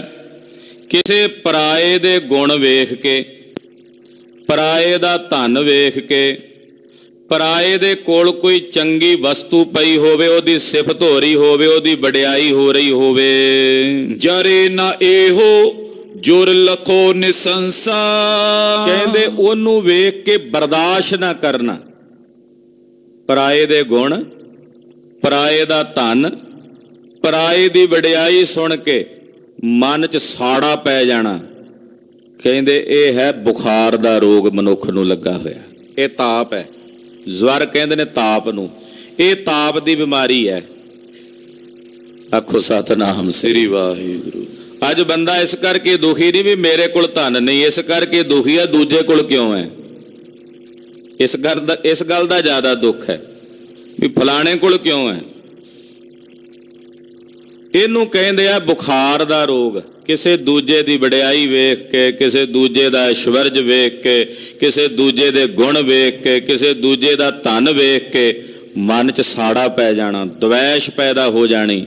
ਕਹਿੰਦੇ ਮਹਾਰਾਜ ਧੰਨ ਗੁਰੂ ਨਾਨਕ ਸਾਹਿਬ ਕਹਿੰਦੇ ਵੈਦ ਜੀ ਇਹਨੂੰ ਬੁਖਾਰ ਦਾ ਰੋਗ ਕਹਿੰਦੇ ਜੇ। ਇਹ ਬੁਖਾਰ ਹੈ ਜਿਹੜਾ ਮਨੁੱਖ ਨੂੰ ਚੜਿਆ ਹੋਇਆ। ਦੱਸੋ ਇਸ ਬੁਖਾਰ ਤੋਂ ਕਿੰਨੇ ਕੁ ਬਚੇ ਨੇ? ਤਕਰੀਬਨ ਜੇ ਕਹਿ ਲਈਏ 99% ਵੀ ਕਹਿ ਲਈਏ ਤੇ ਅਤ ਕਥਨੀ ਨਹੀਂ ਹੋਵੇਗਾ ਵੀ 99% ਲੋਕਾਂ ਨੂੰ ਇਹ ਬੁਖਾਰ ਚੜਿਆ ਹੋਇਆ। 1% ਬਚੇ ਹੋਣਗੇ ਜਿਹੜੇ ਗੁਰੂ ਕਿਰਪਾ ਦੇ ਪਾਤਰ ਹੋਣ। ਪਰ ਜਦੋਂ ਅਸੀਂ ਕਹਿੰਦੇ ਆ ਨਾ ਵੀ ਜੀ ਕਰੋੜਾਂ ਵਿੱਚੋਂ ਕੋਈ ਇੱਕ ਅੱਧਾ ਬਚਿਆ ਹੋਣਾ, ਮਾਫ ਕਰਨਾ, ਉਦੋਂ ਉਹ ਜਿਹੜਾ ਇੱਕ ਅੱਧਾ ਬਚਿਆ ਹੁੰਦਾ ਨਾ, ਉਹ ਵੀ ਅਸੀਂ ਆਪਣੇ ਆਪ ਨੂੰ ਸਮਝ ਲੈਂਦੇ ਆ ਵੀ ਮੈਂ ਆ ਉਹ। ਆਖੋ ਸਤਿਨਾਮ ਸ੍ਰੀ ਵਾਹਿਗੁਰੂ। ਜਦੋਂ ਕੋਈ ਕਹੇ ਨਾ ਵੀ ਕਰੋੜਾਂ ਵਿੱਚੋਂ ਕੋਈ ਵਿਰਲਾ ਬਚਿਆ ਹੋਣਾ, ਉਹ ਵਿਰਲਿਆਂ ਵਿੱਚ ਫਿਰ ਅਸੀਂ ਆਪਣੇ ਆਪ ਨੂੰ ਗਿਣਨ ਲੱਗ ਪੈਂਦੇ ਆ। ਇਹ ਵੀ ਇੱਕ ਸਮੱਸਿਆ ਹੈ। ਇੱਕ ਪ੍ਰੋਫੈਸਰ ਪੜ੍ਹਾ ਰਿਹਾ ਸੀ, ਹਿਸਟਰੀ ਦਾ ਸਬਜੈਕਟ ਸੀ, ਬੜੀ ਵੱਡੀ ਯੂਨੀਵਰਸਿਟੀ ਵਿੱਚ। ਉਹਨੇ ਪੁੱਛਿਆ ਵੀ ਪੂਰੇ ਸੰਸਾਰ ਦੇ ਵਿੱਚ ਸਭ ਤੋਂ ਸ੍ਰੇਸ਼ਟ ਦੇਸ਼ ਕਿਹੜਾ? ਉਹਨਾਂ ਆਖਿਆ ਜੀ ਸਾਡਾ ਦੇਸ਼। ਫਿਰ ਉਹਨੇ ਪੁੱਛਿਆ ਵੀ ਤੁਹਾਡੇ ਇਸ ਦੇਸ਼ ਵਿੱਚ ਸਭ ਤੋਂ ਸ੍ਰੇਸ਼ਟ ਕਿਹੜੀ ਜਗ੍ਹਾ ਹੈ? ਉਹਨਾਂ ਆਖਿਆ ਜੀ ਸਾਡੇ ਦੇਸ਼ ਦੀ ਰਾਜਧਾਨੀ। ਫਿਰ ਉਹਨਾਂ ਵਿਦਿਆਰਥੀਆਂ ਨੂੰ ਪੁੱਛਦਾ ਹੈ ਕਿ ਇਸ ਰਾਜਧਾਨੀ ਵਿੱਚ ਸਭ ਤੋਂ ਸ੍ਰੇਸ਼ਟ ਜਗ੍ਹਾ? ਕਹਿੰਦੇ ਜੀ ਸਾਡੀ ਯੂਨੀਵਰਸਿਟੀ। ਫਿਰ ਉਹਨੇ ਪੁੱਛਿਆ ਵੀ ਤੁਹਾਡੀ ਯੂਨੀਵਰਸਿਟੀ ਵਿੱਚ ਸਭ ਤੋਂ ਸ੍ਰੇਸ਼ਟ ਸਬਜੈਕਟ ਕਿਹੜਾ ਤੁਹਾਡੇ ਲਈ? ਉਹ ਕਹਿੰਦੇ ਜੀ ਹਿਸਟਰੀ, ਇਤਿਹਾਸ ਅਸੀਂ ਪੜ੍ਹਦੇ ਹਾਂ। ਕਹਿੰਦਾ ਉਹ ਜਿਹੜਾ ਪੂਰੇ ਵਿਸ਼ਵ ਭਰ ਦੇ ਵਿੱਚ ਸਭ ਤੋਂ ਸ੍ਰੇਸ਼ਟ ਸਬਜੈਕਟ ਹੈ ਉਹ ਤੁਹਾਨੂੰ ਮੈਂ ਪੜ੍ਹਾ ਰਿਹਾ, ਤੇ ਸਮਝ ਲਓ ਮੈਂ ਕਿੰਨਾ ਸ੍ਰੇਸ਼ਟ ਹਾਂ। ਫਿਰ ਹੋ ਮੈਨੂੰ ਪੱਠੇ ਪਾਉਣੇ ਹੁਣ ਜਿਵੇਂ ਮਰਜ਼ੀ ਪਾ ਸਕਦਾ ਬੰਦਾ, ਹੰਕਾਰ ਹੀ ਆ, ਜਿੱਥੇ ਮਰਜ਼ੀ ਰੱਖ ਲਵੇ। ਜਦੋਂ ਕੋਈ ਕਹੇ ਵੀ ਕਰੋੜਾਂ ਵਿੱਚੋਂ ਕੋਈ ਇੱਕ ਅੱਧਾ, ਤੇ ਫਿਰ ਸਾਡੀ ਬਿਰਤੀ ਆਪਣੇ ਆਪ ਤੇ ਚਲੀ ਜਾਂਦੀ, ਉਹ ਮੈਂ ਹੀ ਹੋਵਾਂਗਾ। ਖਾਲਸਾ ਜੀ, ਪਾਤਸ਼ਾਹ ਕਹਿੰਦੇ ਕਿਸੇ ਪਰਾਏ ਦਾ ਗੁਣ, ਕਿਸੇ ਪਰਾਏ ਦਾ ਐਸ਼ਵਰਜ, ਕਿਸੇ ਪਰਾਏ ਦੀ ਵਡਿਆਈ, ਕਿਸੇ ਪਰਾਏ ਦੀ ਸੋਭਾ ਨੂੰ ਵੇਖ ਕੇ ਮਨ 'ਚ ਕ੍ਰਿੱਜੀ ਜਾਣਾ, ਸੜੀ ਜਾਣਾ, ਸਾੜਾ ਪਈ ਜਾਣਾ ਵੀ ਇਹਨੂੰ ਸਰੋਪਾ ਪੈ ਗਿਆ, ਮੈਨੂੰ ਨਹੀਂ ਪਾਇਆ ਇਹਨੇ। ਇਹ ਵੀ ਤਾਂ ਹੈ ਅੱਜ ਕੱਲ, ਇਹ ਵੀ ਬਿਰਤੀ ਚੱਲਦੀ ਹੈ। ਫਲਾਣੇ ਦੀ ਇਹ ਨਾਂ ਲੈ ਦਿੱਤਾ ਸਟੇਜ ਤੇ, ਮੇਰਾ ਨਹੀਂ ਲਿਆ। ਭਾਵੇਂ ਉਹ ਇਹਦਾ ਸੱਕਾ ਭਾਈ ਹੋਵੇ, ਮਿੱਤਰ ਹੋਵੇ, ਇੱਕੋ ਥਾਲੀ 'ਚ ਬਹਿ ਕੇ ਮੇਰਾ ਕਿਉਂ ਨਹੀਂ ਲਿਆ? ਇਹ ਆ ਤਾਪ, ਔਰ ਇਹ ਬੜਾ ਭਿਆਨਕ ਤਾਪ ਹੈ। ਡੇਂਗੂ ਦਾ ਬੁਖਾਰ ਚੱਲਦਾ ਨਾ, ਉਹਦੇ ਨਾਲੋਂ ਵੀ ਕਈ ਗੁਣਾ ਇਹ ਭਿਆਨਕ ਹੋਵੇਗਾ। ਹਾਂਜੀ, ਸਭ ਜੀਵਨ ਸੋ ਮੈਤਰੀ ਕਰਨੀ। ਹੁਣ ਇਹਦੀ ਦਵਾਈ ਕਿਹੜੀ ਹੈ? ਧੰਨ ਗੁਰੂ ਨਾਨਕ ਸਾਹਿਬ ਜੀ ਇਹਦੀ ਦਵਾਈ ਵੀ ਦੱਸਦੇ ਆ। ਐਸਾ ਨਹੀਂ ਵੀ ਮੇਰੇ ਸਤਿਗੁਰੂ ਗੁਰੂ ਨਾਨਕ ਸਾਹਿਬ ਐਸੇ ਵੈਦ ਨੇ ਜਿਨ੍ਹਾਂ ਕੋਲ ਦੁਨੀਆ ਦੀ ਹਰ ਬਿਮਾਰੀ ਦਾ ਇਲਾਜ ਹੈ, ਹਰ ਰੋਗ ਦੀ ਦਵਾਈ ਪਾਤਸ਼ਾਹ ਦੇ ਪਾਸ ਹੈ। ਤੇ ਵੈਦਾਂ ਵਿੱਚੋਂ ਵੀ ਸ੍ਰੇਸ਼ਟ ਵੈਦ ਨੇ ਧੰਨ ਗੁਰੂ ਨਾਨਕ ਸਾਹਿਬ ਸੱਚੇ ਪਾਤਸ਼ਾਹ। ਤੇ ਗਰੀਬ ਨਵਾਜ ਸਾਹਿਬ ਜੀ ਕਹਿੰਦੇ ਸੁਣੋ ਜੀ, ਇਸ ਬਿਮਾਰੀ ਦਾ ਇਲਾਜ ਕੀ ਆ? ਦੁਬਾਰਾ ਪੜ੍ਹੀਏ ਜੀ। ਸਭ ਜੀਵਨ ਸੋ ਮੈਤਰੀ ਕਰਨੀ। ਕਹਿੰਦੇ ਇਹਦਾ ਇਲਾਜ ਹੈ ਕਿ ਸਾਰੇ ਸੰਸਾਰ ਦੇ ਜੀਵਾਂ ਨਾਲ ਮੈਂ ਵੀ ਸਭ ਮੇਰੇ ਸਾਹਿਬ ਦੇ ਅਕਾਲ ਪੁਰਖ ਦੇ ਜੀ ਨੇ, ਉਹਨਾਂ ਸਾਰਿਆਂ ਵਿੱਚ ਹੈ। ਸਭ ਨਾਲ ਮੈਤਰੀ ਭਾਵ ਰੱਖਣਾ ਬੜੀ ਔਖੀ ਖੇਡ ਹੈ। ਸਭ ਨਾਲ ਮਿੱਤਰਤਾ ਰੱਖਣੀ, ਸਭ ਨਾਲ ਮੈਤਰੀ ਭਾਵ ਨਾਲ ਵਿਚਰਨਾ ਬੜੀ ਕਠਿਨ ਖੇਡ ਹੈ। ਪਾਤਸ਼ਾਹ ਕਹਿੰਦੇ ਸਭ ਨਾਲ ਮੈਤਰੀ ਭਾਵ ਦੇ ਨਾਲ, ਮਿੱਤਰਤਾ ਨਾਲ ਵਿਚਰਨਾ।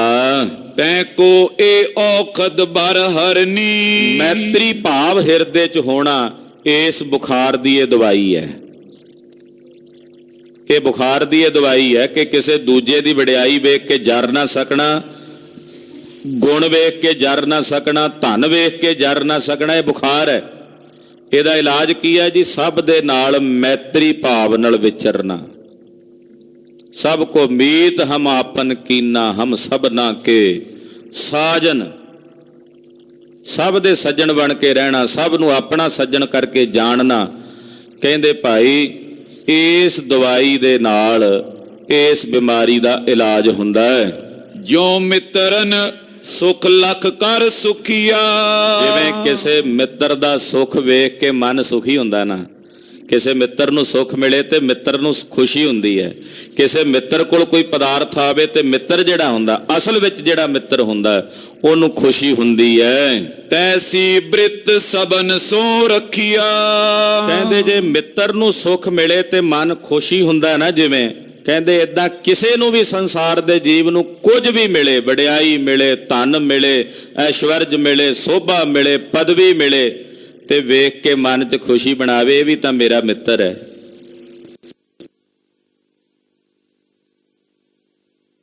ਰੋਗ ਚੱਲਿਆ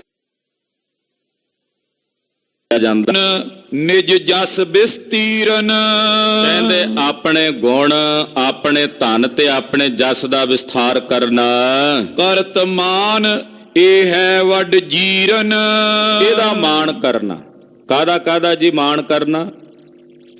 ਆਪਣੇ ਗੁਣਾਂ ਦਾ, ਆਪਣੇ ਧਨ ਦਾ, ਤੇ ਫਿਰ ਆਪਣੇ ਸੰਪਦਾ ਦਾ, ਜਾਂ ਫਿਰ ਆਪਣੇ ਜਸ ਦਾ ਹੀ ਵਿਸਥਾਰ ਕਰਨਾ। ਆਪਣੇ ਮੂੰਹ ਆਪ ਮੀਆਂ ਮਿੱਠੂ ਬਣੀ ਜਾਣਾ। ਜਿਵੇਂ ਕਹਿ ਦਿੰਦੇ ਨਾ, ਕਹਾਵਤ ਹੈ, ਆਪਣੇ ਮੂੰਹ ਆਪਣੀ ਸੋਭਾ ਦੇ ਪੁਲ ਬੰਨੀ ਜਾਣੇ। ਕਹਿੰਦੇ ਇਹਦਾ ਮਾਣ ਕਰਨਾ, ਆਪਣੇ ਜਸ ਦਾ ਵੀ ਮੇਰਾ ਬੜਾ, ਆਪਣੇ ਗੁਣਾਂ ਦਾ ਮਾਣ ਕਰਨਾ, ਫਿਰ ਆ ਮਾਣ ਕਰਨਾ। ਕਹਿੰਦੇ ਇਹ ਵੱਡਾ ਜੀਰਨ ਪੁਰਾਣਾ ਰੋਗ ਹੈ। ਵੱਡ ਜੀਰਨ ਇਹ ਬੜੀ ਪੁਰਾਣੀ ਬਿਮਾਰੀ ਹੈ। ਇਹ ਵੀ ਇੱਕ ਰੋਗ ਹੈ। ਇਹਦਾ ਮਾਣ ਕਰਨਾ, ਆਪਣੇ ਗੁਣਾਂ ਦਾ, ਆਪਣੀ ਹੁੰਦੀ ਵਡਿਆਈ ਦਾ ਮਾਣ ਕਰਨਾ। ਕਹਿੰਦੇ ਬੜਾ ਵੱਡਾ ਜੀਰਨ ਪੁਰਾਣਾ ਰੋਗ ਹੈ। ਲੱਖ ਕਰ ਸਭ ਹਰ ਕੀ ਵਡਿਆਈ। ਫਿਰ ਇਹਦੀ ਦਵਾਈ ਕਿਹੜੀ ਹੈ? ਇਹ ਬਿਮਾਰੀ ਦੀ ਪਾਤਸ਼ਾਹ ਕਹਿੰਦੇ ਇਹਦੀ ਦਵਾਈ ਹੈ ਕਿ ਇਹ ਸਾਰੀਆਂ ਵਡਿਆਈਆਂ ਪਰਮੇਸ਼ਰ ਦੀਆਂ ਸਮਝ ਕੇ ਵੀ ਉਹਦੀਆਂ ਨੇ, ਮੇਰੀਆਂ ਨਹੀਂ ਹਨ।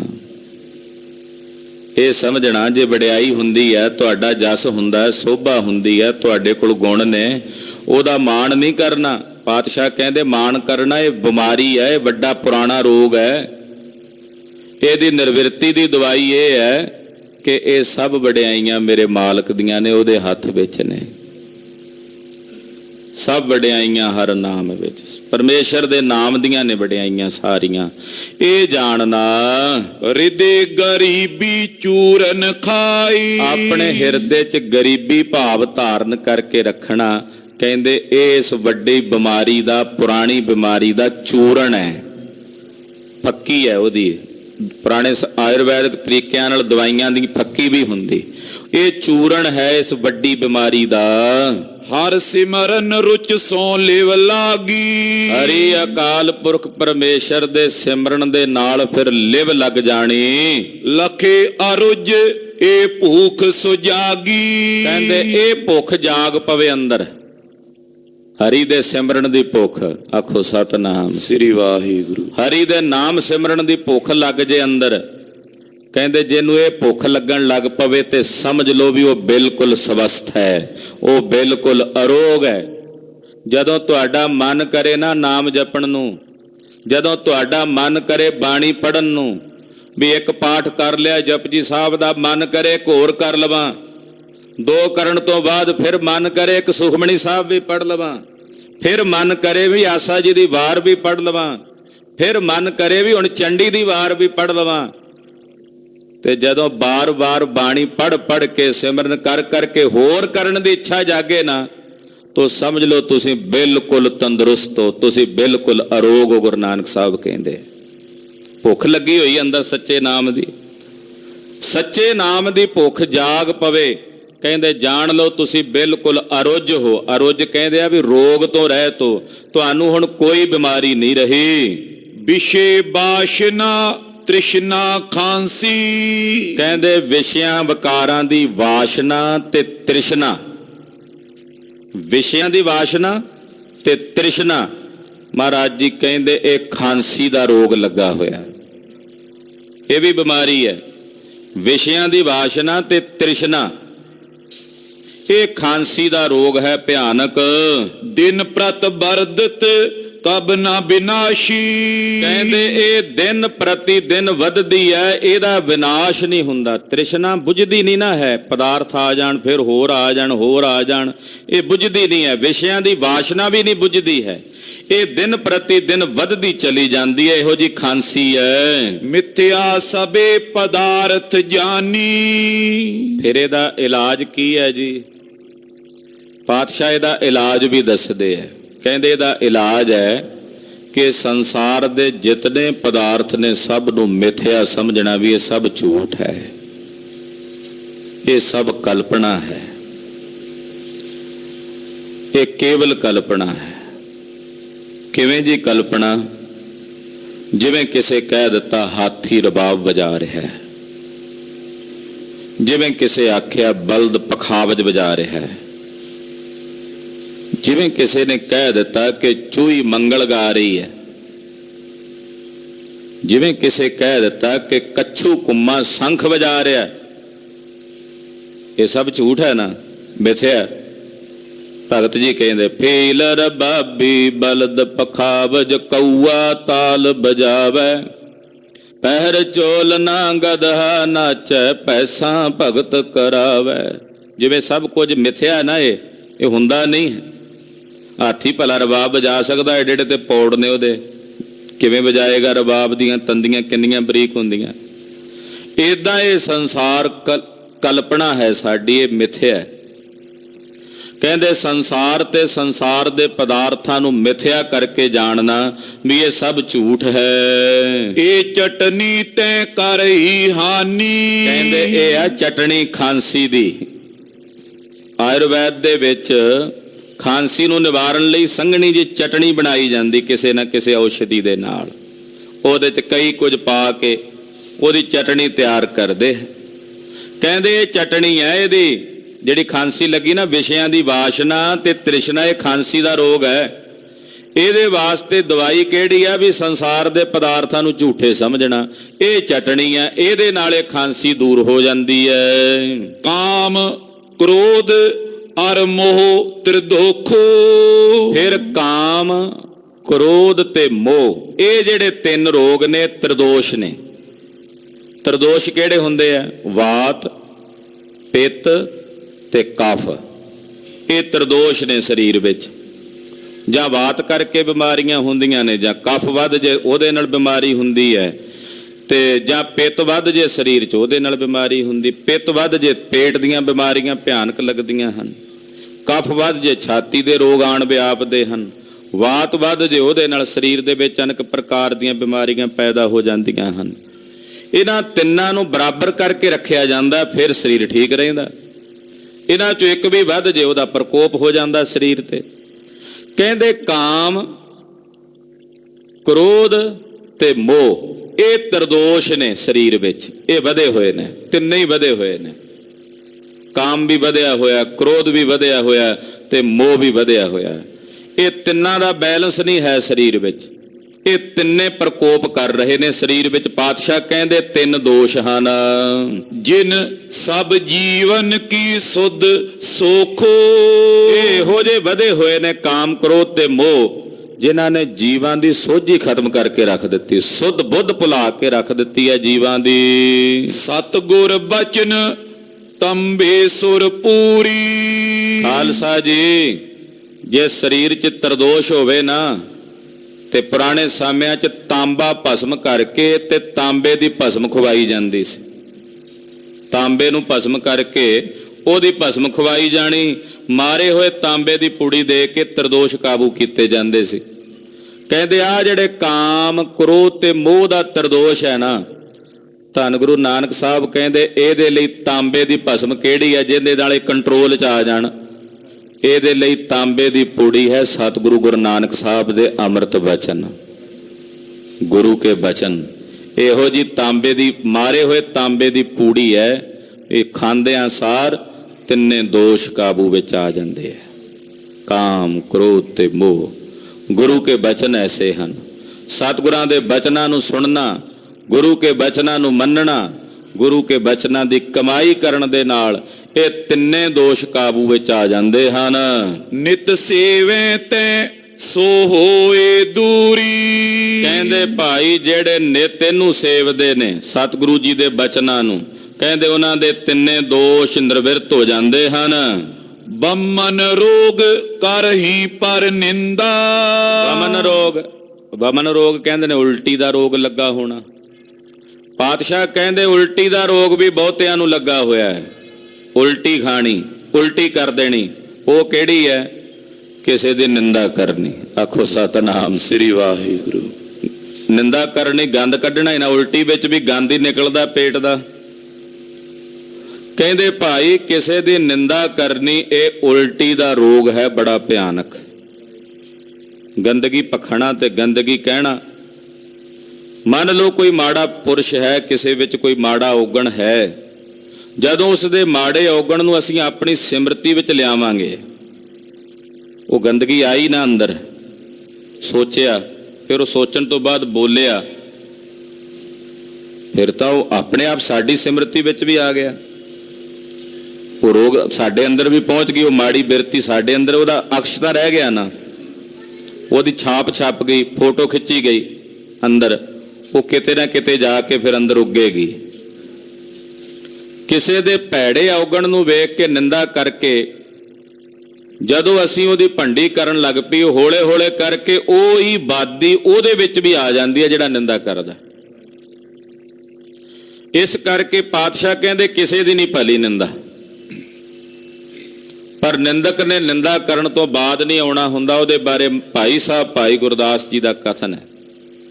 ਉਹ ਕਹਿੰਦੇ ਕੁੱਤਾ ਰਾਜ ਬਹਾਲੀਐ ਫਿਰ ਚੱਕੀ ਚੱਟੈ, ਸੱਪੈ ਦੁੱਧ ਪਿਆਲੀਐ ਵਿਹੁ ਮੁਖੋਂ ਸੁੱਟੈ, ਪੱਥਰ ਪਾਣੀ ਰੱਖੀਐ ਮਨ ਹੱਠ ਨਾ ਕੱਟੈ। ਫਿਰ ਅੱਗੇ ਜਾ ਕੇ ਉਹ ਕਹਿੰਦੇ ਹੈ ਤਿਉ ਨਿੰਦਕ ਪਰ ਨਿੰਦਹੂ ਹੱਠ ਮੂਲ ਨਾ ਕੱਟੈ, ਆਪਣ ਹੱਥੀਂ ਆਪਣੀ ਜੜ ਆਪਿਓ ਪੱਟੈ। ਕੁੱਤੇ ਨੂੰ ਰਾਜ ਗੱਦੀ ਤੇ ਬਿਠਾ ਦਿਓ, ਉਹਨੇ ਫਿਰ ਵੀ ਚੱਕੀ ਤੇ ਜਾ ਕੇ ਆਟੇ ਦਾ ਚੀਥੜਾ ਚੱਟਣਾ ਹੀ ਚੱਟਣਾ।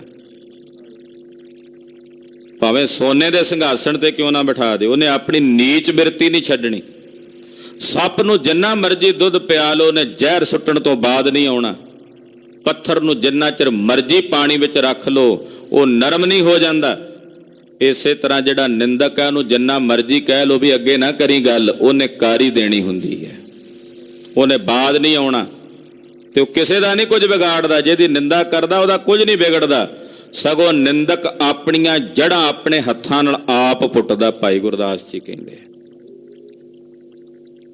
ਫਿਰ ਹੋਰ ਲਿਖਦੇ ਨਿੰਦਾ ਕਰ ਹਰਨਾਕਸ਼ ਵੇਖੋ ਫਲ ਵੱਟੇ, ਲੰਕ ਲੁਟਾਈ ਰਾਵਣ ਮਸਤਕ 10 ਕੱਟੇ। ਕਹਿੰਦੇ ਰਣਾਕਸ਼ ਨੇ ਨਿੰਦਾ ਕੀਤੀ, ਕੀ ਖੱਟਿਆ? ਭਗਵਾਨ ਦੀ ਨਿੰਦਾ ਕਰਦਾ ਸੀ। ਰਾਵਣ ਨੇ ਨਿੰਦਾ ਕੀਤੀ, ਉਹਨੇ ਕੀ ਕੀਤਾ? 10 ਸਿਰ ਆਪਣੇ ਕਟਾ ਲਏ। ਕਿੱਡਾ ਵੱਡਾ ਗਿਆਨੀ ਸੀ, ਤੇ ਹੁਣ ਉਹਨੂੰ ਮੂਰਖ ਨਾਲ ਤਸਬੀਹ ਦਿੱਤੀ ਜਾਂਦੀ ਹੈ। ਉਹਨੇ ਵੀ ਨਿੰਦਾ ਕੀਤੀ ਸੀ। ਕਹਿਣ ਤੋਂ ਭਾਵ ਪਾਤਸ਼ਾਹ ਕਹਿੰਦੇ ਕਿਸੇ ਦੀ ਨਿੰਦਾ ਕਰਨੀ ਇਹ ਵਮਨ ਰੋਗ ਹੈ, ਇਹ ਉਲਟੀ ਦਾ ਰੋਗ ਹੈ। ਹਟੇ ਲਖੇ ਸਭ ਤੇ ਨਿਜ ਮੰਦਾ। ਹੁਣ ਇਹਦਾ ਇਲਾਜ ਕੀ ਹੈ? ਇਹਦੀ ਦਵਾਈ ਕਿਹੜੀ ਹੈ? ਕਹਿੰਦੇ ਇਹ ਉਲਟੀ ਤਾਂ ਹਟਦੀ ਹੈ ਜੇ ਇਹ ਸਮਝ ਲਵੇ ਕਿ ਮੈਂ ਸਭ ਤੋਂ ਮਾੜਾ, ਮੇਰੇ ਤੋਂ ਸਭ ਚੰਗੇ ਨੇ, ਫਿਰ ਕਿਸੇ ਦੀ ਨਿੰਦਾ ਨਹੀਂ ਕਰਦਾ। ਅਸੀਂ ਕਿਸੇ ਦੀ ਨਿੰਦਾ ਕਦੋਂ ਕਰਦੇ ਹਾਂ? ਜਦੋਂ ਕਿਸੇ ਨੂੰ ਆਪਣੇ ਤੋਂ ਮਾੜਾ ਸਮਝ ਕੇ ਆਪ ਚੰਗੇ ਬਣਦੇ ਹਾਂ। ਜਦੋਂ ਇਹ ਸਮਝ ਲਈਏ ਮੇਰੇ ਤੋਂ ਸਾਰੇ ਹੀ ਚੰਗੇ ਨੇ, ਭਲੇ ਨੇ, ਹਮ ਤਜ ਭਲੋ ਸਭ ਕੋਏ, ਫਿਰ ਇਹ ਉਲਟੀ ਦਾ ਰੋਗ ਚਲਿਆ ਜਾਂਦਾ। ਫਿਰ ਇਹ ਨਿੰਦਾ ਦੀ ਬਿਮਾਰੀ ਜਿਹੜੀ ਹੈ ਹਟ ਜਾਂਦੀ ਹੈ। ਇਹ ਰੋਗ ਤੋਂ ਖਹਿੜਾ ਛੁੱਟ ਜਾਂਦਾ। ਪਰ ਉਹਦੇ ਲਈ ਲੋੜ ਹੈ ਇਹ ਜਾਣਨਾ ਕਿ ਮੇਰੇ ਤੋਂ ਬੁਰਾ ਕੋਈ ਨਹੀਂ। ਫਰੀਦਾ ਜੇ ਤੂੰ ਅਕਲ ਲਤੀਫ, ਕਾਲੇ ਲਿਖ ਨਾ ਲੇਖ, ਆਪ ਨੜੈ ਗਿਰੀਵਾਨ ਮੈਂ ਸਿਰ ਨੀਵਾ।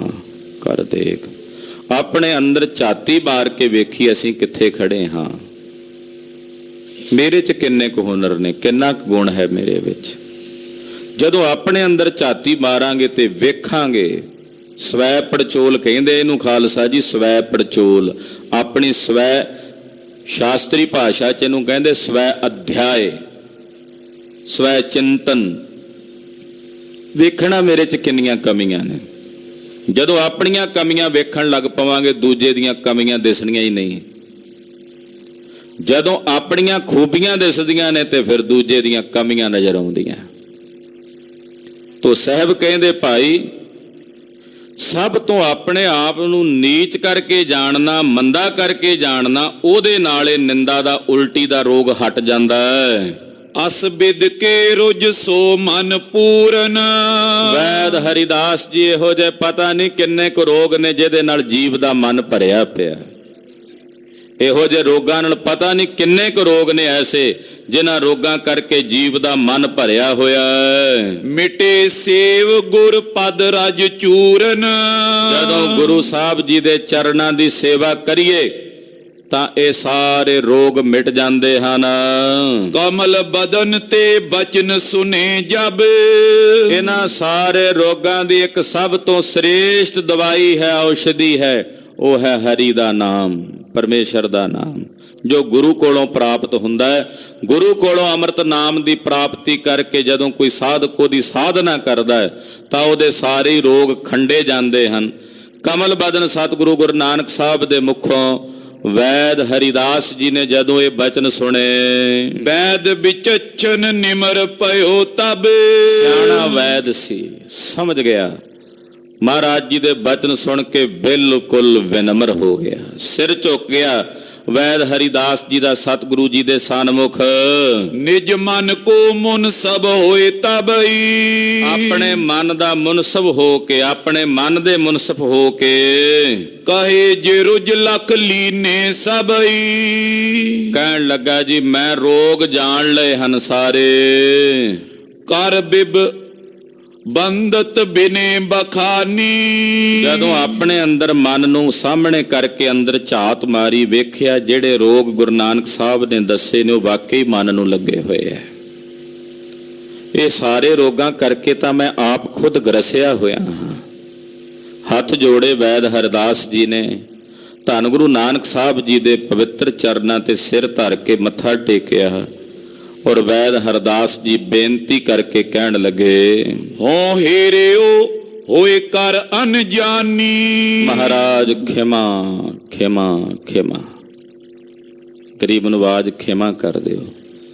ਮੈਂ ਅਣਜਾਣ ਸੀ ਤੇ ਮੈਂ ਆ ਕੇ ਤੁਹਾਨੂੰ ਰੋਗੀ ਸਮਝ ਕੇ ਵੇਖ ਰਿਹਾ ਸੀ ਕਿ ਤੁਸੀਂ ਰੋਗੀ ਹੋ। ਪਾਤਸ਼ਾਹ ਤੁਹਾਨੂੰ ਛੂੰਦਿਆਂ ਮੈਂ ਜਾਣ ਲਿਆ, ਰੋਗਾਂ ਨਾਲ ਤਾਂ ਮੈਂ ਭਰਿਆ ਹੋਇਆ। ਅਨੇਕ ਪ੍ਰਕਾਰ ਦੇ ਰੋਗਾਂ ਕਰਕੇ ਤਾਂ ਮੈਂ ਖੁਦ ਗਰਸਿਆ ਹੋਇਆ। ਖਿਮਾ ਕਰ ਦਿਓ ਮਹਾਰਾਜ, ਮੈਂ ਤੁਹਾਡੀ ਮਹਿਮਾ ਤੋਂ ਅਣਜਾਣ ਸੀ। ਜਸ ਇੱਛਾ ਕਰੀਏ ਤਸ ਲੀਲਾ। ਜਿਵੇਂ ਤੁਹਾਡੀ ਇੱਛਾ ਉਸੇ ਤਰ੍ਹਾਂ ਲੀਲਾ ਕਰੋ ਆਪ ਜੀ। ਸੁਤੰਤਰ ਹੋ ਸਤਿਗੁਰੂ, ਤੁਹਾਡੇ ਤੇ ਕਿਸੇ ਪ੍ਰਕਾਰ ਦਾ ਕੋਈ ਅੰਕੁਸ਼ ਨਹੀਂ ਹੈ। ਤੁਸੀਂ ਆਪ ਸਵੈ ਮਾਲਕ ਹੋ, ਖੁਦ ਖੁਦਾ ਹੋ, ਆਪ ਨਿਰੰਕਾਰ ਹੋ। ਆਪਣੀ ਸਵੈ ਇੱਛਾ ਦੇ ਨਾਲ ਜਿੱਥੇ ਤੁਹਾਡਾ ਚਿੱਤ ਕਰੇ ਵਿਚਰੋ। ਮਹਾਪੁਰਖ ਤੁਮ ਗੁਣੀ ਗਹੀਲਾ। ਮਹਾਰਾਜ ਤੁਸੀਂ ਮਹਾਪੁਰਸ਼ ਹੋ, ਗੁਣਾਂ ਦੇ ਅਥਾਹ ਸਮੁੰਦਰ ਹੋ। ਤੁਮਰੇ ਬਚਨਨ ਮੋਏ ਅਬਿਦਿਆ।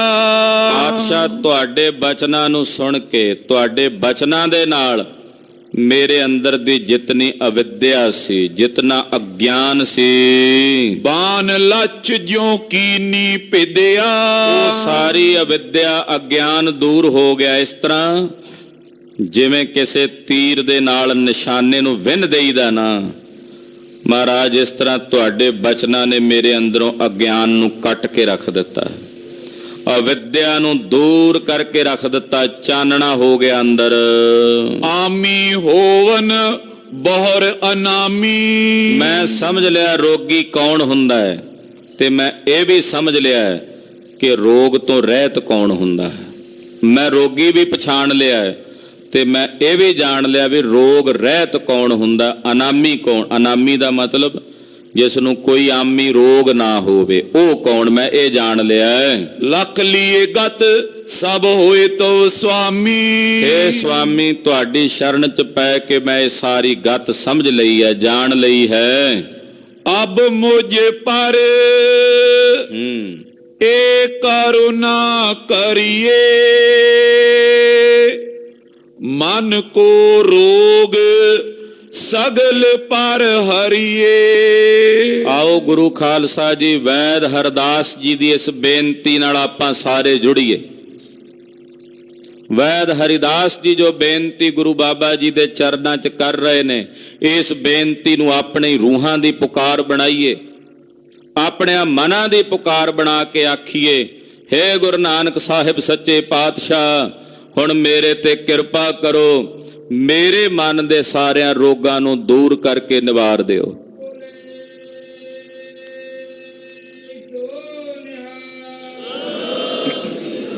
ਅਬ ਮੁਝ ਪਰ ਇਹ ਕਰੁਣਾ ਕਰੀਏ, ਮਨ ਕੋ ਰੋਗ ਸਗਲ ਪਰ ਹਰੀਏ। ਹੇ ਗੁਰੂ ਨਾਨਕ ਸਾਹਿਬ, ਮੇਰੇ ਤੇ ਹੁਣ ਕਰੁਣਾ ਕਰੋ, ਮੇਰੇ ਮਨ ਨੂੰ ਇਹ ਜਿੰਨੇ ਰੋਗ ਤੁਸੀਂ ਦੱਸੇ ਨੇ ਸਭ ਲੱਗੇ ਹੋਏ ਨੇ ਪਾਤਸ਼ਾਹ, ਮੈਂ ਕਿਸੇ ਰੋਗ ਤੋਂ ਨਹੀਂ ਬਚਿਆ ਹੋਇਆ। ਇਹਨਾਂ ਸਾਰਿਆਂ ਰੋਗਾਂ ਨੂੰ ਹੇ ਜਗਤ ਗੁਰੂ ਗੁਰੂ ਨਾਨਕ ਸਾਹਿਬ ਤੁਸੀਂ ਆਪ ਕਿਰਪਾ ਕਰਕੇ ਨਿਵਾਰ ਦਿਓ, ਦੂਰ ਕਰ ਦਿਓ ਰੋਗੀ ਕਾ ਪ੍ਰਭ ਖੰਡਹ ਰੋਗ। ਮਹਾਰਾਜ ਸਾਡੇ ਰੋਗੀਆਂ ਦੇ ਰੋਗ ਨਿਵਾਰ ਦਿਓ। ਸ਼੍ਰੀ ਗੁਰ ਕਹਿਓ ਕਰੋ ਸਤ ਸੰਗਾ।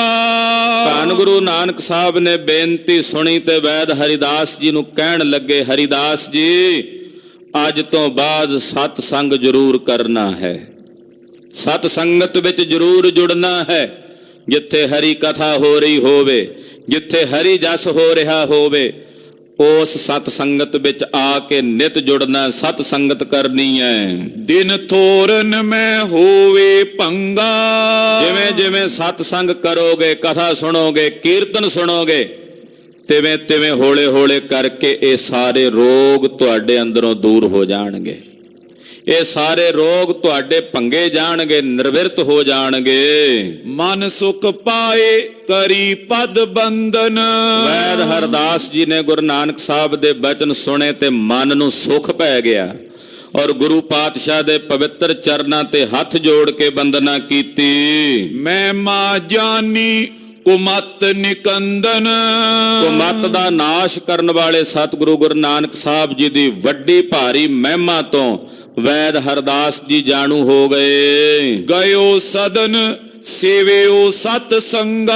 ਘਰ ਗਏ ਰੋਜ਼ ਸੰਗਤ ਕਰਨ ਲੱਗੇ ਵੈਦ ਹਰਦਾਸ ਜੀ। ਕਦੇ ਸਤਿਗੁਰਾਂ ਦੀ ਸੰਗਤ ਕਰ ਲੈਂਦੇ ਐ, ਕਦੇ ਕੋਈ ਮਹਾਂਪੁਰਸ਼ ਮਹਾਤਮਾ ਸਤ ਸੰਗੀ ਆਇਆ ਹੋਵੇ, ਜਿੱਥੇ ਕਥਾ ਕੀਰਤਨ ਹੋ ਰਹੀ ਹੋਵੇ, ਉੱਥੇ ਜਾ ਕੇ ਰੋਜ਼ ਸਤ ਸੰਗਤ ਕਰਨ ਲੱਗ ਪਏ। ਮੋਖ ਉਚਿਤ ਪਾਉਰ ਭ੍ਰਮ ਭੰਗਾ। ਗੁਰੂ ਨਾਨਕ ਸਾਹਿਬ ਦੇ ਬਚਨਾਂ ਨੂੰ ਪਾਲਦਿਆਂ ਜਦੋਂ ਸੰਗਤ ਕਰਨ ਲੱਗੇ, ਗੁਰੂ ਸਾਹਿਬ ਦੀ ਕਲਾ ਵਰਤੀ, ਸਹਿਜੇ ਸਹਿਜੇ ਕਰਕੇ ਕੁਝ ਦਿਨਾਂ ਵਿੱਚ ਹੀ ਵੈਦ ਹਰਦਾਸ ਜੀ ਦੇ ਸਾਰੇ ਭਰਮ ਦੂਰ ਹੋ ਗਏ ਔਰ ਜੀਵਨ ਮੁਕਤ ਅਵਸਥਾ ਨੂੰ ਪ੍ਰਾਪਤ ਹੋ ਗਏ, ਮੋਕਸ਼ ਦੇ ਅਧਿਕਾਰੀ ਹੋ ਗਏ, ਜੀਵਨ ਮੁਕਤ ਅਵਸਥਾ ਨੂੰ ਜਾ ਕੇ ਪ੍ਰਾਪਤ ਹੋ ਗਏ। ਐਸਾ ਤਰਸ ਗੁਰੂ ਨਾਨਕ ਸਾਹਿਬ ਜੀ ਨੇ ਕੀਤਾ। ਦੋਹਰਾ ਅਸ ਬਿਦ ਬੈਦ ਉਧਾਰ ਕਰ, ਸ਼੍ਰੀ ਗੁਰ ਕਰੁਣਾ ਖਾਨ। ਵੈਦ ਹਰਦਾਸ ਜੀ ਦਾ ਉਧਾਰ ਕਰਕੇ ਜਗਤ ਗੁਰੂ ਧੰਨ ਗੁਰੂ ਨਾਨਕ ਦੇਵ ਸਾਹਿਬ ਜੋ ਕਰੁਣਾ ਦੇ ਮਹਾਨ ਸਾਗਰ ਹਨ। ਸਦਾ ਬਦਨ ਤੇ ਨਾਮ ਜਪ, ਤਰੋ ਹਿਰਦੇ ਨਿਤ ਧਿਆਨ। ਏ ਮੇਰਿਆ ਮਨਾ ਐਸੇ ਗੁਰੂ ਨਾਨਕ ਸਾਹਿਬ ਦਾ ਸਦਾ ਨਾਮ ਜਪਿਆ ਕਰ ਰਸਨਾ ਤੋਂ, ਔਰ ਐਸੇ ਗੁਰੂ ਨਾਨਕ ਸਾਹਿਬ ਦੀ ਸੋਹਣੀ ਮੂਰਤ ਦਾ ਧਿਆਨ ਆਪਣੇ ਹਿਰਦੇ ਵਿੱਚ ਧਾਰਨ ਕਰਿਆ ਕਰ। ਜਿਹੜੇ ਸਤਿਗੁਰਾਂ ਨੇ ਵੈਦ ਹਰਦਾਸ ਨੂੰ ਤਾਰਿਆ, ਉਹ ਤੈਨੂੰ ਵੀ ਤਾਰਨਗੇ। ਦੋਹਰਾ ਸ਼੍ਰੀ ਨਾਨਕ ਸੁਖ ਸਿੰਧ ਕੋ, ਹਾਥ ਜੋਰ ਪ੍ਰਨਾਮ। ਧੰਨ ਗੁਰੂ ਨਾਨਕ ਦੇਵ ਸਾਹਿਬ ਜੀ, ਧੰਨ ਗੁਰੂ ਨਾਨਕ ਦੇਵ ਸਾਹਿਬ ਜੀ।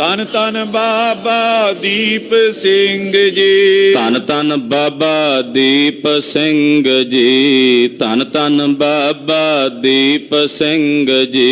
ਧੰਨ ਧੰਨ ਬਾਬਾ ਦੀਪ ਸਿੰਘ ਜੀ, ਧੰਨ ਧੰਨ ਬਾਬਾ ਦੀਪ ਸਿੰਘ ਜੀ। ਵਾਹਿਗੁਰੂ ਵਾਹਿਗੁਰੂ, ਵਾਹਿਗੁਰੂ ਵਾਹਿਗੁਰੂ, ਵਾਹਿਗੁਰੂ ਵਾਹਿਗੁਰੂ, ਵਾਹਿਗੁਰੂ ਵਾਹਿਗੁਰੂ।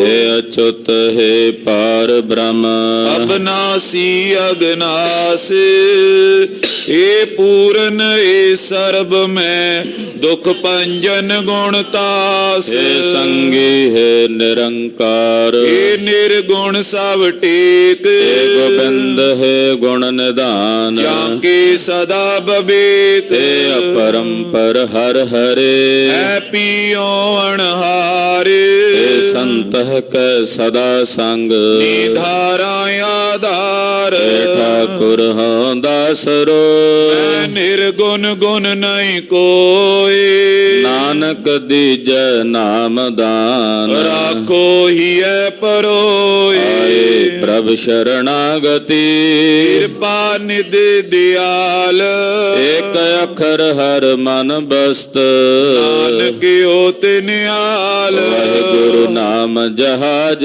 ਹੈ, ਚੜੇ ਸੋ ਤੇਰੇ ਪਾਰ, ਜੋ ਸ਼ਰਧਾ ਕਰ ਸੇਵੰਦੇ, ਗੁਰ ਪਾਰੇ ਉਤਾਰ ਨਿਆਰ। ਵਾਹਿਗੁਰੂ ਨਾਮ ਜਹਾਜ ਹੈ, ਚੜੇ ਸੋ ਤੇਰੇ ਪਾਰ, ਜੋ ਸ਼ਰਧਾ ਕਰ ਸੇਵੰਦੇ, ਗੁਰ ਪਾਰੇ ਉਤਾਰ ਨਿਆਰ।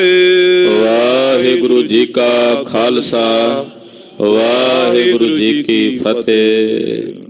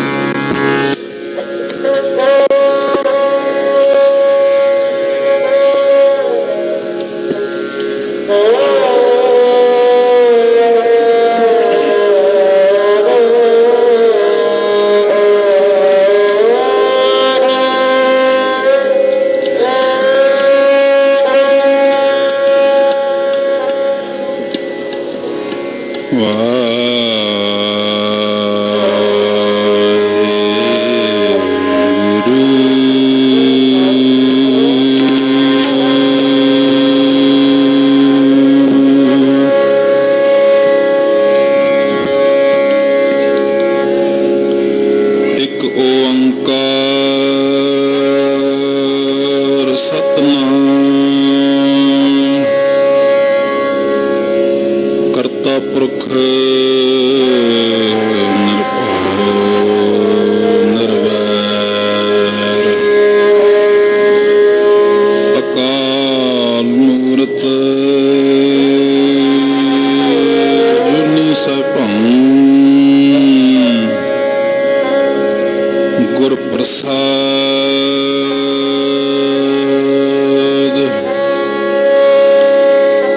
ਚੱਕਰ ਜਹਨ ਹਰ ਬਰਨ ਜਾਤ ਅਰ ਪਾਤ ਨਹਿਨ ਜਿਹੇ ਰੂਪ ਰੰਗ ਅਰ ਰੇਖ ਭੇਖ ਕੋ ਕਹਿਣਾ ਸਕਤ ਕਹੇ ਅਚਲ ਮੂਰਤ ਨੂੰ ਭਉ ਪ੍ਰਕਾਸ਼ ਸਮਤੋਜ ਕਹਿ ਜੈ ਕੋਟ ਇੰਦਰ ਇੰਦਰਾਨ ਸਹੋ ਸਾਹਾਨ ਗਣਿਜੈ ਤ੍ਰਿਭਵਨ ਮਹੀਪ ਸੁਰ ਨਰ ਸੁਰ ਨੇਕ ਨੇਕ ਬੰਤਨ ਕਹਿਤ ਤਵ ਸਰਵ ਨਾਮ ਕਥਾ ਕਵਨ ਕਰਮ ਨਾਮ ਵਰਣ ਸੁਮਤ